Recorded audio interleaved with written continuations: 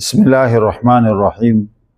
Assalamu alaikum warahmatullahi wabarakatuh. Ndugu zangu katika imani, tukiwa katika mwendelezo wa kuzungumzia ziara, na jana tulitoka katika mji wa Maka kuja mpaka katika mji wa Badr, ambapo leo tutaendelea na safari yetu hadi katika mji wa Madina. Mji huu ambao zamani ulikuwa ukiitwa Yathrib, na baadaye baada ya Mtume sallallahu alayhi wa alihi wasallam kuhama katika mji huu ukaitwa Madinatun Nabawi. Madina Kiarabu ni mji, kwa hiyo uliitwa Madinatun Nabawi, yani mji wa Mtume sallallahu alayhi wa sallam, na baadaye kubadilika kuwa Madinatul Munawwara. Al-Munawwara manake ni kitu chenye kutoa nuru, chenye kung'aa. Lakini kung'aa huku sio zile taa tunazoziona leo na majumba, hapana. Kung'aa kwa nuru ya Uislamu, nuru ya mtume wetu Muhammad sallallahu alayhi wa sallam, nuru ya imani, nuru ya kusambaza Uislamu, nuru ya elimu. Hii ndiyo nuru inayozungumziwa katika eneo hilo. Kwa hivyo mtume sallallahu alayhi wa sallam baada ya kutoka katika safari yake ile ya kutoka kwenye pango alipokuwa amejificha kwa muda wa siku 3, alianza safari yeye na rafiki yake Abu Bakar Siddiq radhiyallahu anhu kuelekea katika mji huu wa Madina, mji ambao kwa urefu wa kilomita za barabara zetu tunazozitumia leo inakisiwa kuwa ni takriban kilomita 430, lakini wataalamu wanatuambia kwa barabara zile zilizokuwa zikitumiwa na Mtume sallallahu alaihi wasallam, yani kwa njia ya watu wakitembea na miguu na ngamia na farasi, ilikuwa ni takriban kilomita kama 380 kutoka Maka kwenda katika mji wa Madina. Safari hii inatajwa kwamba ilichukua takriban siku 8 kutoka katika mji wa Maka kwenda katika mji mtukufu wa Madina, ambapo mimi na wewe leo tunamaliza tu masaa 3, masaa 4, lakini sallallahu alayhi wa sallam alitembea katika muda wa masiku 8 mchana na usiku wake. Angalia namna gani Uislamu ulivyopatikana kwa njia ya tabu, wakati huo akiwindwa na kutafutwa na hofu nyingi juu ya kutaka kuuawa yeye na rafiki yake Abu Bakar Siddiq.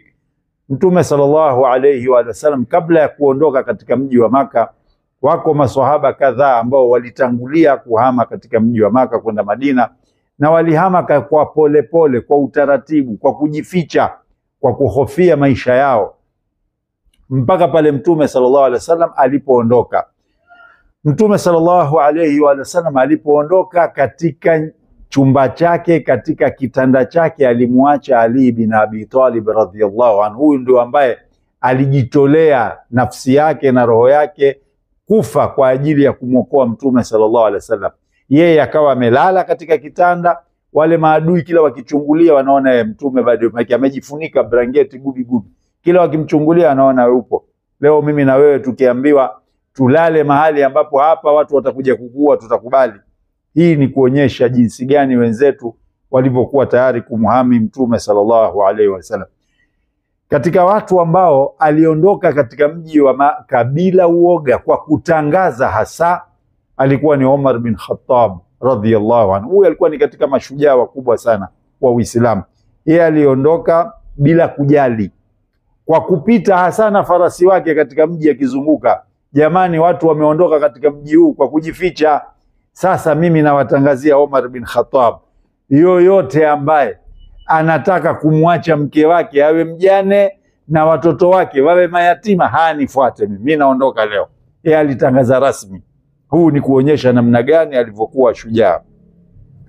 Ndugu zangu, watu waliotoka katika mji wa Maka kuelekea katika mji wa Madina, kama tulivyotangulia kusema, hawa walikuwa wanaitwa muhajirin, yani wahamiaji, na watu ambao walikuwepo katika mji wa Madina, watu ambao waliwapokea wenzao waliotoka katika mji wa Maka.